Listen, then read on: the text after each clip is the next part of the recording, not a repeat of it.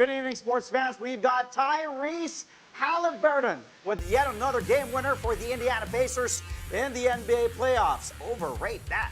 Plus, the NU Bulldogs book a date with the FEU Tamaraos in the UAAP men's volleyball finals after knocking out the USC Golden Spikers in a thrilling do-or-die match. And volleyball superstar Sachi Minoa, also known as Jaja Santiago, joins us live via Zoom to talk about her recent championship in Japan.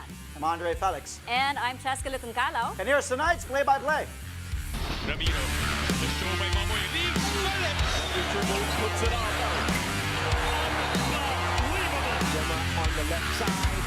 Oh, the pass! Stuck in another one. Bakuna's rejecting Esteban for the win.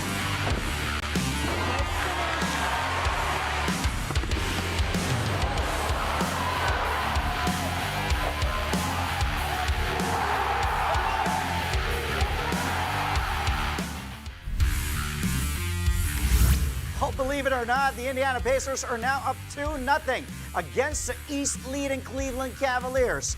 And it's all thanks to Tyrese Halliburton and his heroics. The Cavs were eager to bounce back in Game 2 of their East Semis matchup. They led by as many as 20 points midway through the third. But the Pacers pulled off an improbable comeback. And that man right there, called overrated without his father watching live, capped it off with his second game winner in the playoffs. What a week for Hallie, rebounding the ball after missing his second free throw. ISO, step you back, retreating for that three-point shot for the lead. It was nothing but net, and the Pacers won by just a single point, 120-119. Halliburton finishing with 19 points, 9 rebounds, and 4 assists. Miles Turner and Aaron Neesmith leading the way for Indy, scoring 23 apiece. The Cavs were without Evan Mobley, Darius Garland, and DeAndre Hunter, 3 of their starters, all due to their respective injuries. Donovan Mitchell tried to carry the load, posting an eye-popping 48 markers to go along with his 9 assists in a losing effort. The series now moves to Indiana. Game 3 will be this Saturday, 7:30 a.m. Philippine time. After the game, Ali spoke about the chance of the Cavs fan base, referencing a recent survey that had him as the league's most overrated player. Yeah, I mean, sure. Yeah, that one was unexpected. I didn't know we had beef, but yeah, I guess that, I mean, good for them. And I that came out of nowhere, but it's just, I think now that label's there, they're all, that's what it's going to be every time we play somebody. Every time on the road, he'll probably follow me until the next poll comes out, and then we'll see if I'm number one again. But, you know, for me, I just control what I can, man. Yeah, I mean, overrate that. Cleveland head coach Kenny Atkinson has 2 things in mind as to why the Cavs lost Game 2 against the Pacers. The Cavs seemed on their way to tying up the series at 1 game apiece after a rousing start, but the Pacers' relentless pursuit eventually wore down the East leading squad. It didn't help at all that Cleveland missed the services of several injured stars. Coach Atkinson chose to play a short rotation, but at the post-game press conference, he later admitted that it may have been a mistake. The NBA's newly minted Coach of the Year also pointed out Indiana's physicality heading into an all-important Game 3. Every possession, they just upped their physicality. Again, grabbing, holding, we couldn't move. You know. And, you know, we ran out of gas. My only regret, Dan, is not playing more guys. You know, we shortened the rotation, obviously. That could have been, you know, that's you know, my sole regret. But I loved how we competed. We played our basketball, our identity, you know, just, you know, tough one. I've been down 2-0 before. At home, and you know, we have enough talent. We have enough talent in there to go get you know, Game 3. That's it. That's all that counts. Not Game 4. Not game. You know, we just got to focus on getting Game 3. But you know, that's a tough blow, no doubt about it. Let's move over to the Western Conference semifinals as the Golden State Warriors overcoming the odds to take Game 1 against the Minnesota Timberwolves. The Dubs played most of the match without Steph Curry, who left the game in the second quarter due to a strained left hamstring. But Draymond Green stepped up and drained 4 threes to give Golden State a 44-31 lead at the break. Draymond ended up with a total of 18 points. Buddy Hield then fired 16 of his game-high 24 markers in the third to help the Warriors build a 20-point edge heading into the final frame. The Dubs closed things out with a collective effort led by Jimmy Butler, who finished with 20 points, 11 rebounds, and 8 assists. The Warriors won the match, Game 1 in mini, 99-88. Wolves superstar Anthony Edwards did not make a field goal in the first 24 minutes, but still had a team-high 23 points in a losing cause. The series stays in Minnesota, Game 2, this Friday, 8:30 a.m. Philippine time. Here's an exhausted Jimmy Buckets after the game, talking about his team's hard-earned victory without Steph Curry. Big time for the guys. We want Steph back, I'll tell you that. It's hard playing without that man, but we got one on the road, came here, did what we had to do. Jimmy, this is your first time back playing in this building since 2021, 2 assists away from a triple-double. What was this experience like for you being back here? Great, with a new group in the playoffs. I don't think you could ask for anything better than to be here and get a dub in Minnesota. Steph said this morning that Game 1s of a series are always just a feeling out process. What did you learn from this Game 1 that you're going to bring into Thursday as a team? That Steph is our best player, and the game is much easier when we got him. Minnesota head coach Chris Finch underscored a couple of things they must improve on to avoid a second straight meltdown at home. The Wolves shot poorly from the field, finishing under a 40% clip overall. Even worse, they hit just 17% of their shots from beyond the arc. Anthony Edwards did not connect from long distance until the second half, and he made only 1 out of 5 tries. Coach Finch said he was expecting Ant-Man to set the tone positively for the Wolves, but the young star failed to adjust early on. Aside from their shooting woes, the much bigger Wolves were also out-rebounded by their undersized opponents, 51-41. To win the battle of the 50-50 balls, Minnesota's mentor also mentioned that they should capitalize on their size advantage. Can't have that, you know. It starts with Anthony. You know, I thought he struggled early, and then you could just kind of see the light go out a little bit for a while, and then obviously we had to try to get him going in the second half. But I think it was one of those games where he kind of came out with a predetermined mindset of what he was trying to do, and just rather than just playing the game that was in front of him. We've got to be better on the glass. We've got to be win the battle in the paint, whether it's on both sides of the ball. So. But it was defensively, I thought, where we got a bit loose with those guys, and that's why we had to go to a different lineup. In other NBA news, Oklahoma City Thunder Executive Vice President and General Manager Sam Presti is the NBA's Basketball Executive of the Year. Presti had been a runner-up for the award 3 times. Last offseason, Presti's player acquisitions included defensive stalwarts Alex Caruso and Isaiah Hartenstein. Those two beefed up a core that already had MVP candidate Shai Gilgeous-Alexander, All-Star Jalen Williams, and big man Chet Holmgren. With those guys leading the way, the Thunder cruise to the best record not just in the West, but the entire league, with 68 wins and just 14 losses. This was also the best record in franchise history and tied for 6th best in league history.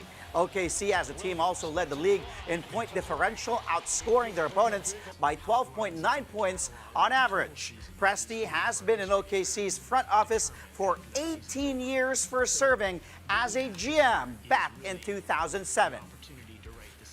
Coming up, we've got volleyball star Jaja Santiago on the show as she'll talk to us about her title run with Osaka Marvelous at the Japan SV League. That and more when play-by-play returns only here on One News.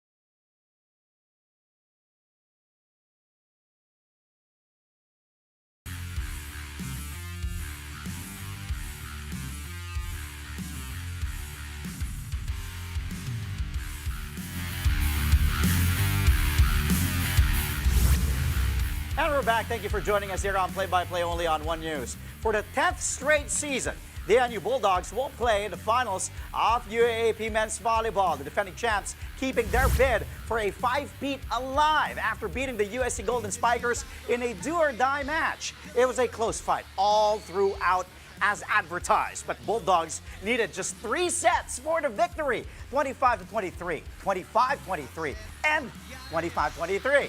Leo Ordiales leading the way with 20 points on 19 attacks, while Jade Desquitado adding 14 markers. Buds Budin also making his return from a right ankle sprain. And look at Budin there, getting the crowd up, finishing with 7 points. NU will next face the FEU Tamacaos in a best-of-3 championship series. Game 1 will take place on Sunday. Actually, kahapon pa lang talaga nire-ready ko na yung sarili ko kasi alam ko na every time may mag-off sa akin ng dalawa, alam ko talaga yung sa akin ko sa daan doon pa rin eh. So, gabi pa lang bago matulog talagang sarili ko talaga, prepare ko na hanggang sa sabi ko, steady ka. Pagka-ready, tinawag na ako. Ayun, sabi ko sa sarili ko, ito na yung chance ko ulit. So, bumalik ulit yung nangyari mo sa 76. So, sabi ko, mag-perform ako kaya kasi inisip ko lang, parang last game na lang kasi do or die na eh. And thankful ako kasi kahit na may linda pa rin ako konti, bigay pa rin sa amin yung panalo. Still in volleyball, but this time after 7 years of playing in Japan, Sachi Minowa, whom we know, as we all know, Jaja Santiago, is finally a champion in the country's top volleyball league. The Price Middle Blocker closing out her Japan SV League journey with a championship for Osaka Marvelous. Jaja now joins us live via Zoom to talk about her journey and what's next for her. Good evening, Jaja. Thank you for joining us. Congratulations. Good evening po. Thank you po. Oh, isa ako, Ja. Konnichiwa, konbanwa, Sachi Minowa. Tama ba? Kanina pa niya Kanina ko pinapractice Konbanwa yun. Kanina ko pinapractice na rinig ni Check eh. Congratulations. Di ko alam congratulations in Japanese, but congratulations to you, Ja. Thank you po. Jaja, nanalo ka na ng championships dito sa Pilipinas. This is your first in Japan. Gaano kaiba ang championship experience sa Pilipinas at ang championship experience sa Japan? I can't compare. It's just like in the Philippines when I had the championship, you have your local teammates, you have a lot of crowd. But yeah, when I was in Cherry last season when we had the championship, it was pandemic though, so different feeling kasi yun nga pala mas konti yung crowd namin. But this time also here in Japan, after 7 years playing here, this is my first time winning the championship. I feel really grateful, I think, and thankful na after that 7 years working hard dito sa Japan, nagbunga yung lahat ng yon. And marami kasi rin kami pinagdaan sa team. So, yun yung I think iba din this time. And yun, dahil iba rin yung level ng volleyball dito sa Japan, like what I'm always saying. So, really lucky and blessed talaga na makuha yung championship. Ja, just really, really happy for you. You know, we've known each other for like 12 years now, and I've seen you from this young, lanky kid winning in NU, and then tapos naging controversial yung paglipat sa Japan, yung citizenship and all that. But now finally, ang tagal mo na sa Japan, here you are, and dethroning the NEC Red Rockets for the crown. Hindi yun madali, ah. Para sa kaalaman ng mga Pilipinong volleyball fans na nanonood ngayon, kwento mo sa amin, gaano kahirap to beat, dethroning the champions, the NEC Red Rockets, and also entering this decisive game to what was going through your head? It was really tough because at first we lost one game in semifinals also, and then we bounced back after winning like game 2 and game 3, and like playing with NEC, it's not easy because they have a lot of good spikers, good how do you say, like strategy. And when we played against them last year, there was Koga, in the team. And this year they have Sato, which is really hard to stop. So I think we are really eager to like prepared to win against them. So I think it was really tough, but mentally, I think my team was really prepared to play against NEC. And yeah. Jaja, 7 years in Japan, and I remember you coming back to the Philippines after your first season playing in Japan. Na yung kwento mo, even the training, the schedule, the workouts, everything was different. Yeah. And then now your first championship with them, closing out this season. And how much have you grown as a player and as a person? How much I've grown with the I can't explain, but really, not only as a volleyball player, but in life, I learned a lot here in Japan because, like, I'm already a Japanese citizen, but like living far from family, it's still different. I'm living far from my husband also, and it was really tough because I need to do this alone. You know, even though I feel their support, but still different when you have someone here. When my husband came back here, actually before the finals, I feel energized or more motivated to play. And I think what I learned here is because this season we have 44 games or more because of the finals. So I think mentally wise, like I need to be strong. So I need also to be, how do you say, like more of like leader because how old am I?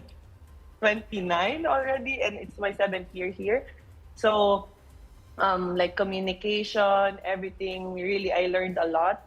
And like being open with my teammates, what we're gonna do, what am I thinking, how do you say, like prepare for the teams that we're facing off. I think that's what I learned. Like I need to be open. I don't need to be like how do you say, hesitated to like tell what I want or what I need to work with, you know. So professionally, mentally, and like being have a good communication, I think that's what I learned with them. Akala ko sasagutin ni Jaja when you ask yung kung if you've grown pa. Akala ko tumangkad ka pa eh. Kasi 6'5", baka akala ko tumangkad Yan po ka yung pa. pinagdadasal ko po eh. Ako din, pinagdadasal ko, ilang taon na, ilang dekada na. Kaya na nag-give up na ako. Tanggap ko na. Pero Ja, we're just really happy for you. And I think, ang dami Sorry, nakarelate when you said na na-inspire ka, na-motivate ka nung dumating yung asawa mo. And that just shows your human side. Okay, with this win, Ja, marking the end, kumbaga matatapos na yung stint mo sa Japan League, anong susunod para kay Jaja Santiago? At baka mamaya din, second question, pwede mo kaming bigyan ng update dun sa status mo sa Japan Women's Volleyball Team. For now, I don't have any answer, but because I'm looking for a team, I'm looking for a team in Italy or in Europe. Wow.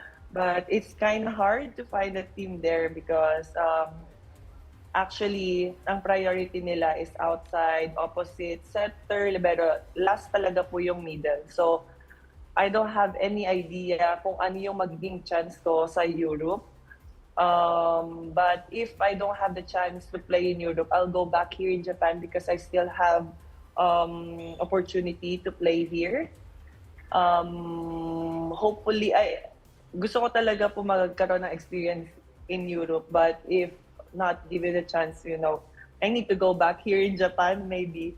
So also, I'm still working with my Federation of Origin sa FI League because if I cannot change my Federation of Origin, I can play for Japan national team.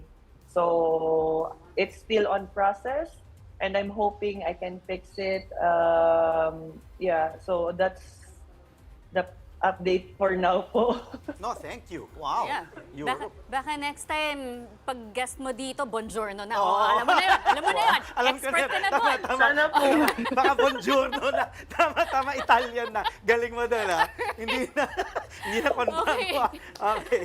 Before we let you go, Jaja, your alma mater, National University, pasok na sa UAAP Finals both in the men's and women's divisions. So ano message mo sa players as they try to win another championship? Ang message ko lang po sa any Lady Bulldogs, good luck. And you've been there a lot. I know na kaya nyong ipakita kung ano yung meron kayo. And yun nga, huwag niyong kakalimutan na sino kayo as a player, sino kayo as a team, what you build on your team. And hindi ganun kadali na umabot sa championship. Lahat yan pinaghirapan nyo. So don't waste it. And good luck. Galingan nyo. I'll be there. I'll support you guys. See you. All right. Thank you so much for joining us, Jaja Santiago. And once again, congratulations. Yes. Pwede ako mag-thank you. Go. Domo arigato gozaimasu. Salamat. And kung mag-Itali ka, grazie bella. Oh, Grazie, Bella. Saya niya kasi alam niya Italian. Oo, alam ko yun. What happened, Bella? What happened, Bella? Thank you so Jaja. much. Thank you po. always. A pleasure talking to you. We're just really happy and proud of you. Thank you, Ja. All right, we've got more stories after this quick breather. Play-by-play will be right back on One News.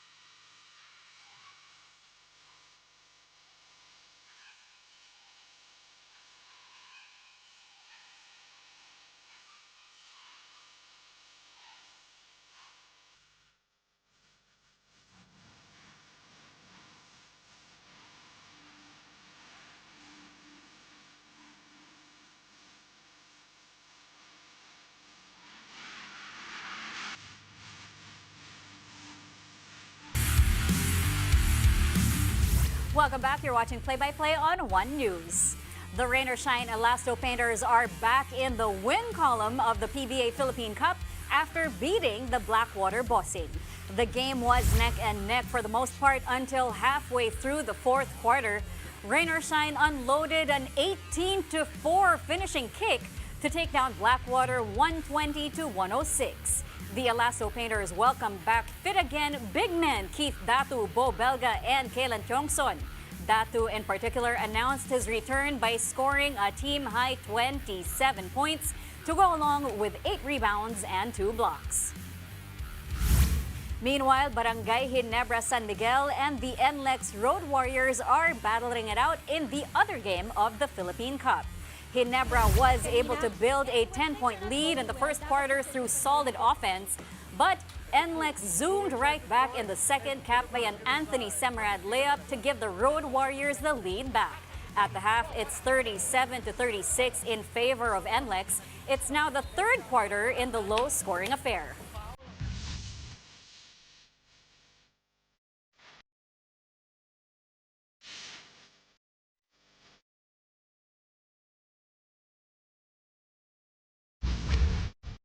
Couple of exciting games in the NBA playoffs today. We got some room for some plays on tonight's highlight reel. Let's roll it. Start with the West Semis, Game 1 in Mini. Golden State and Minnesota. Draymond, good backdoor cut from Jimmy Butler. And Draymond, of course, we know he can pass, and finding his teammates, that's what he does. Drawing Rudy Gobert out, it's going to be tough. For Gobert, it will be a matchup nightmare here for Minnesota because you will draw Gobert out, finding and nobody home there. Jimmy Butler scores. Green finishing with 18 points, 8 boards, 6 assists. Butler with 20 points, and the Dubs overcoming the early exit of Steph Curry, as we said earlier in the news item, and going down with that hamstring strain. And his status for Game 2, we'll still find out. He'll get an MRI tomorrow. Game 1 of the semis goes to the Warriors, 99-88. Game 2 will be this Friday, 8:30 a.m. Philippine time. Okay, from the West, punta tayo sa East. Game 2, Pacers Cavs. What a game here. Donovan, take a look at that. Woo! And Pascal Siakam tried to go for the block, but of course, the athleticism of the Spider. No more posters, right? So maybe just memes. Kasi back in the day, posterized ngayon, parang namimeme na lang siya. Wala nang posters. But of course, what a slam there for Donovan Mitchell at that point in time. Cleveland was still up. They were up by as many as 20 points. But what a comeback for the Pacers. With 3 starters out, Donovan tried to carry the Cavs with 48 points, 9 assists, 4 steals. And the reason the Cavs lost Game 1 at home, Game 2, that is, they're down 2-0. Take a look at the last play. Late game, Pacers down 2. Hallie missing the second free throw. And on the ISO against Ty Jerome, step you back 3. Bang, bang, bang, 1.1 left. Take a look at it again. Hallie going right, nope, back left, step back against Ty Jerome for the lead. Overrate that. Hallie, 19 points, 9 rebounds, including that big offensive board. Of course, without his father watching, him being called overrated. Another game winner for Hallie in the playoffs. His second one in a week. 120-119 is the final score for Indy. Pacers go up 2-0. After erasing Cleveland's home court, series will now shift to Indianapolis for Game 3 on Saturday, 7:30 a.m. Philippine time. Check. Another major highlight is for the first time in NBA history, all 4 road teams have won Game 1 of the semis. Good point. All right, before we go, Pampanga will host the best young basketball players in Southeast Asia for the FIBA Under-16 Asia Cup Siaba qualifiers. The Brandy Giao Convention Center in San Fernando City will be the venue of the qualifiers, happening from May 24th to the 30th. The country last hosted the event in Quezon City back in 2017. This will be the first real test for new Gilas Youth head coach L.A. Tenorio. The Philippines will play Vietnam first on the 24th, followed by Thailand, and lastly, Singapore. 2 more teams, Malaysia and Indonesia, will also join the tournament. Gilas Youth has swept all 5 editions of the competition. And that's all from us tonight. Catch us again tomorrow, 8:30 p.m. for a play-by-play of today's top sports stories. Play-by-play is on One News, that's Signal TV, Channel 8 on SD, and Channel 250 on HD. We are also available on Signal Play and Pilipinas Live. I'm Andre Felix. And I'm Cheska Letuncalao. Thank you for watching. Buongiorno.